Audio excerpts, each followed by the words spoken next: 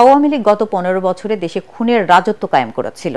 এখন ক্ষমতা ছেড়ে পালিয়ে গিয়েও শেখ হাসিনা বিদেশের মাটিতে বসে নানা ষড়যন্ত্র চালিয়ে যাচ্ছে বলে মন্তব্য করেছেন জামায়াত ইসলামের আমির ডাক্তার শফিকুর রহমান। সোমবার রাতে রংপুরের পাগলাপীরের এক পথসভায় এই কথা বলেন তিনি। এ সময় জামায়াতের আমির আরও বলেন, দেশ পরিচালনার দায়িত্ব পেলে জামাত চাঁদাবাজি, দখলবাজি ও দুর্নীতিমুক্ত দেশ করবে।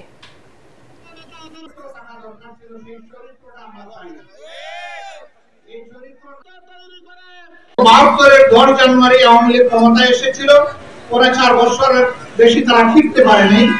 সেই সময়টা থেকে শুরু করে 2024 সালের 5ই আগস্ট পর্যন্ত যাদেরকে তারা সংখ্যালঘু বলে, যাদের জন্য মায়া কান্না করে, তাদের জায়গা জমি অন্যায়ভাবে তারাই সবগুলা প্রায় দখল করে নিয়েছে। তাদের সম্পদের উপর হাত দিয়েছে, তাদের ইজ্জতের উপরে হাত দিয়েছে। অথচ তারা মায়া কান্না করে আর ঘুষটা চাপায় এদেশের দেশপ্রেমিক মানুষ, বিশেষ করে যারা নিষ্ঠাবান মুসলমান তাদের উপর।